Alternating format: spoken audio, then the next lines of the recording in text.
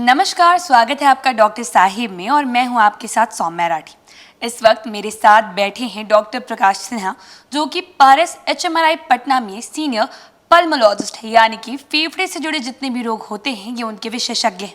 आज डॉक्टर साहब से हम एक ऐसी बीमारी के बारे में समझने वाले हैं जिसमें फेफड़े जो है वो सिकुड़ जाते हैं। डॉक्टर साहब से हम सवाल जवाब का सिलसिला शुरू करें उसके पहले आपसे आग्रह रहेगा कि अगर आपने अब तक चैनल को सब्सक्राइब नहीं किया है तो अवश्य कर लें ताकि आने वाली वीडियोस आप मिस ना करें। अब सबसे पहले डॉक्टर साहब नमस्कार, स्वागत है आपका। डॉक्टर साहब, ये कौन सी बीमारी है जिसमें फेफड़े सिकुड़ जाते हैं? ये शरीर को किस तरीके से प्रभावित करती है? देखिए, फेफड़े जो सिकुड़ते हैं वो बहुत तरह की बीमारियां हैं जिसमें फेफड़े सिकुड़ते हैं। ब्रोंको स्पाज्म जिसे बोलते हैं हम लोग, एक तो ब्रोंकियल आज़मा होता है, COPD होता है, ILD होता है, और नया जो बीमारी चल रहा है कोविड होता है, ये भी इसमें भी फेफड़े सिकुड़ते हैं। ब्रोंकियल आज़मा जो होता है वो अलग तरह की बीमारी है। ये बहुत सारे फैक्टर्स हैं इसके, ट्रिगरिंग फैक्टर्स होते हैं इसके, जिसमें फेफड़े तो सिकुड़ते नहीं है, सांस की नली जो हम लोग बोलते हैं, जो ब्रोंकस बोलते हैं, वो सिकुड़ते हैं इसमें। और सिकुड़ने का बहुत सारा कारण होता है। अगर कोई फॉरेन बॉडी अंदर चला गया या कोई ट्रिगरिंग फैक्टर में कोई पॉलेंस हो गया या और कुछ अगर अंदर चले गए, इस कारण से ब्रोंकोस्पाज्म होता है, मतलब कि सांस की नली सिकुड़ जाती है। फेफड़े के लंग्स पेरेन्काइमा में इसमें इफेक्ट नहीं होता है, इसमें जो सांस की नली है उसका इफेक्ट होता है, जिस कारण सिकुड़ता है और पेशेंट को सांस की परेशानी बढ़ती है, सांस की परेशानी होती है। ये अपर एयरवे का डिजीज़ है, ब्रोंकियल आज़मा। COPD जो मैं बोल रहा हूँ ये लोअर एयरवेज की बीमारी है। इसमें क्या होता है कि जो सांस की नली जो होती है, जो ब्रोंकस जो होता है, लोअर ब्रोंकस जो होता है, कुछ जनरेशन है इसका, वो नीचे लेवल पे जाके सिकुड़ना चालू हो जाता है। इसके भी बहुत सारे ट्रिगरिंग फैक्टर्स होते हैं, जैसे सिगरेट जो लोग पीते हैं, जो लोग पॉल्यूटेड इन्वायरमेंट में रहते हैं, और बहुत सारे जेनेटिक फैक्टर्स होते हैं इसमें, या जो लोग धूल कण वाले एरिया में रहते हैं वो लोग अपना प्रिकॉशन नहीं लेते हैं, तो लोअर एयरवेज इसमें सिकुड़ता है। तीसरा है ILD, इसमें भी फेफड़ा सिकुड़ता है, जिसे फाइब्रोसिस बोलते हैं हम लोग। ये क्या होता है, सांस की नली जहाँ पर एंड होती है और जहाँ पर कि एक्सचेंज ऑफ गैसेज होता है, तो वहाँ की बीमारी होती है ये।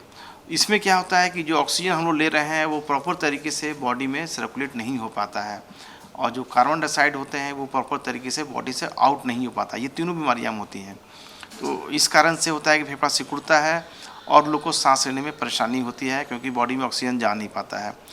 और भी बीमारियां हैं जिसके कारण से इस तरह से होती हैं, ऑक्यूपेशनल लंग डिजीज़ है, बहुत सारी बीमारियां हैं। जो नए जो कोरोना आए हैं, कोरोना में भी यही चीज़ होता है कि जो लोअर लेवल पर जो लंग्स जहाँ पे डिफ्यूज़न ऑफ गैसेज होता है, उस लेवल डिफ्यूज़न परफ्यूज़न होता है, उस लेवल की बीमारी है जिसमें कि फेफड़ा वहाँ पर जाके ऑक्सीजन ऑफ गैसेज होता नहीं है और पेशेंट को सांस की परेशानी होती है।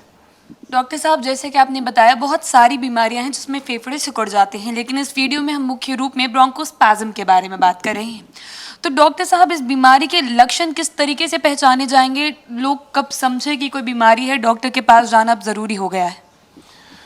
इसमें क्या होता है कि अगर ब्रोंकोस्पाज्म मतलब जैसे मेरा ब्रोंकस का स्पाज्म, सांस की नली का स्पाज्म, सांस की नली में जब ये स्पाज्म होता है तो उसमें आपको एक वीज, एक कैरेक्टर साउंड एक सुनने को मिलता है। आपको सांस की परेशानी होने लगती है, थोड़ा या तो तेज़ कदम चल रहे हैं या स्लो कदम में अगर आप चल रहे हैं तो आपको लगता है कि दम फूल रहा है, सांस की गति तेज़ हो जाती है, साटी से वीजिंग जिसको बोलते हैं, वीजिंग जैसे आवाज़ होती है, क्योंकि सांस में सिकुड़ जाती है, एक म्यूजिकल साउंड प्रोड्यूस करता है, जो एयर निकलता है बाहर स्पाज्म की वजह से, तो जिसे विसल बोलते हैं हम लोग, वो वीजिंग साउंड होता है। और बहुत तरह का साउंड होता है इसमें, अंदर में क्रेफ्ट्स मिलता है हम लोग को, है ना, तो वो इन्फेक्टेड अगर लंग हो गया तो क्रेफ्ट्स मिलता है।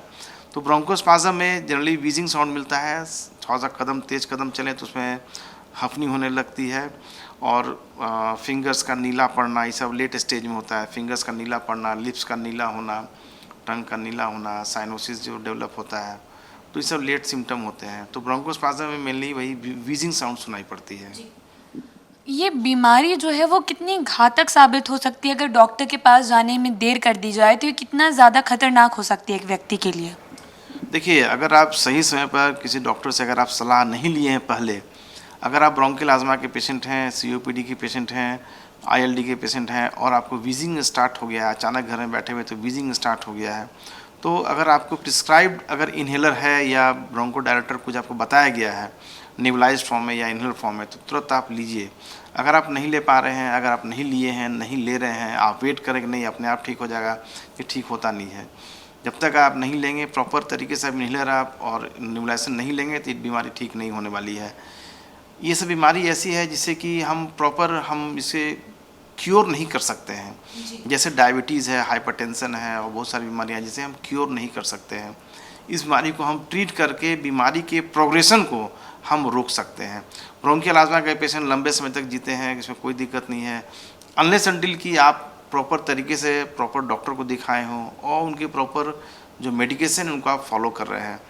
अगर आपको स्पाज़म डेवलप हो गया है, आपकी हफनी बढ़ गई है, वीजिंग साउंड बहुत तेज़ी में आ रहा है, तो घर में अगर नेबुलाइजर मशीन है या इनहेलर है या उसके जो कैप्सूल्स आते हैं, रोटा कैप है, तुरंत आप लें और लेके तुरंत नियर बाय जो भी डॉक्टर हैं तुरंत जाकर सलाह लें और उनसे बताएं, और जो भी बताते हैं दवाई वो तुरंत आप उसको सेवन करें। नहीं तो बीमारी जब बढ़ जाएगी तो फिर यही सब पेशेंट जो होते हैं बाद में आते हैं हम लोग के पास या किसी डॉक्टर के पास, तो उन्हें आईसीयू की ज़रूरत पड़ जाती है। उन्हें तुरंत नेबुलाइज करके फिर आईसीयू में बहुत सारे अपना सीपैप, एनआईवी या बाईपैप मशीन पर रखना पड़ता है, जो क्रिटिकल केयर मॉनिटरिंग करना पड़ता है जी। तो ये सब है इसमें। डॉक्टर साहब, जैसा कि आपने अभी बताया कि ये जो बीमारी है वो पूरे तरीके से क्योरेबल नहीं है, तो अगर एक मरीज़ आपके पास आता है तो उसे इलाज क्या दिया जाता है? मरीज जो हमारे पास आते हैं उन्हें स्पाज़म अगर हो गया है तो हम लोग देखते हैं कि ये स्पाज़म किस तरह का है। ब्रोंकियल आस्मा का भी स्पाज़म होता है, कभी कभी बहुत सारे बच्चे आते हैं या बड़े भी आते हैं, फॉरेन बॉडी एस्पिरेट करके आते हैं। वो बड़ा जज करना मुश्किल होता है शुरू में कि भाई इन्होंने कुछ लिया, कुछ खाया, उसके बाद इन्हें सांस की नली में जाके अटक जाती है, उसकी वजह से भी व्हीजिंग साउंड सुनाई पड़ता है। या बहुत लोग टॉयलेट जाते हैं, टॉयलेट में अगर वो टॉयलेट का जो एसिड होता है उसके वजह से बहुत लोग को होता है।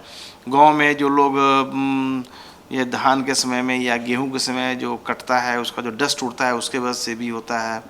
तो इस तरह के जो भी पेशेंट होते हैं वो लोग को सबसे पहले जब हमारे पास आते हैं हम लोग तो उन्हें देखते हुए एक्सरे करा लेते हैं। एक्सरे कराने के बाद उन्हें ब्रोंको डायलेटर्स है, शॉर्ट एक्टिंग ब्रोंको डायलेटर है, वो लगवाते हैं। ज़्यादा अगर वीजिंग हो रहा है तो उसे फिर इंजेक्टेबल कुछ दवाई है, इंजेक्टेबल स्टेरॉइड वगैरह और भी दवाई सब लगवाते हैं। उन लोग को इमरजेंसी में उन लोग को रखते हैं, देखते हैं। अगर पेशेंट स्टेबल हो गया तो ठीक है, घर भेजते हैं। नहीं स्टेबल होते हैं, ज़्यादा अनस्टेबल हो रहे हैं तो उन्हें आईसीयू में एडमिट करते हैं। तो लो लेवल पे स्टेबल रहते हैं तो हम लोग उसे फिर वार्ड में एडमिट करते हैं। इस वीडियो के लिए डॉक्टर साहब एक आखिरी सवाल मैं यही पूछना चाहूँगी कि इलाज की बात तो बाद में आती है, लेकिन अगर बचाव करना चाहे कोई व्यक्ति तो किन बातों को ध्यान में रख के वो अपना बचाव कर सकते हैं? देखिए, बचाव के लिए सबसे बड़ा फैक्टर है जो हम लोग कोविड में जिस तरह से हम लोग अपने आप को बचा रहे हैं, हाथ को सैनिटाइज करके, हाथ को रेगुलर तरीके से धो करके और मास्क ला कर। मास्क एक बहुत बड़ा फैक्टर है, ये बहुत तरीके से आया है हम लोग के पास में और मास्क हमेशा लगाना चाहिए। मैं आजकल मैं देख रहा हूँ कि जितने लोग मास्क लगा रहे हैं वो कोविड हैं, नॉन कोविड हैं, ब्रोंकियल आस्मा के पेशेंट हैं, सीओपीडी के पेशेंट हैं। तो सीओपीडी वाले पेशेंट और टीबी वाले पेशेंट का संख्या कुछ कम हो गया है, क्योंकि जितने लोग मास्क लगा रहे हैं, प्रॉपर केयरिंग कर रहे हैं अपने आप को, ज़्यादा भीड़ भाड़ वाले जगह पर नहीं जा रहे हैं, जाते भी हैं तो तुरंत वहाँ से हट जाते हैं। तो उस तरह से लोगों में जब तक जागरूकता नहीं आएगी, लोग जागरूक हो रहे हैं, लोग जागरूक हो गए हैं, तो फिर भी बहुत लोग जो है वो मास्क लगाते नहीं हैं, बिना मास्क के रोड पर घूमते हैं। और यहाँ वहाँ जितने भी कंजेस्टेड प्लेसेस में बिना मास्क अगर आप घूम रहे हैं या जो लोग घूम रहे हैं, उन्हें ये कभी भी इस तरह की बीमारियों का अटैक हो सकता है, जो हो भी रहा है और होता भी है। तो बचाव का तरीका वही है, मास्क लगाइए और अपने आप को कुछ इन्फ्लुएंजा का वैक्सीन है, कुछ निमोनिया का वैक्सीन है, वो साल में एक बार ज़रूर लेना चाहिए, जो प्रिस्क्राइब किया गया है। लेने से इन्फ्लुएंजा टाइप का जो निमोनिया होता है उससे 60-70% लोगों का बचाव होता है। उसे उन लोगों को लेना जरूरी होता है जो लोग पहले से किसी भी बड़े रोग से ग्रसित हो चुके हैं या जो लोग को किसी तरह का रेस्पिरेटरी इन्फेक्शन बार बार साल में हो रहा है, उन लोगों को ये इन्फ्लुएंजा का वैक्सीन और न्यूमोकोकल का वैक्सीन ज़रूर लेना चाहिए।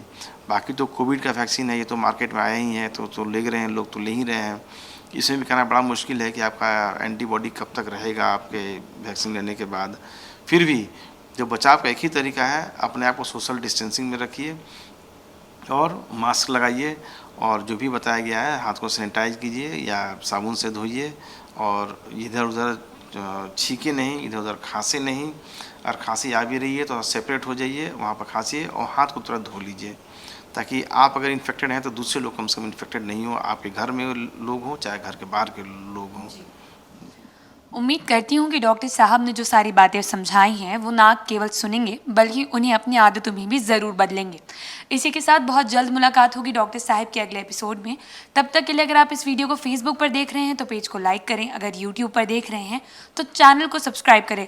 आप हमें कमेंट सेक्शन में ये भी बता सकते हैं कि डॉक्टर साहिब से आपके क्या सवाल हैं, और अगर आप चाहें तो अपनी समस्या हमें मेल पर भी भेज सकते हैं। धन्यवाद।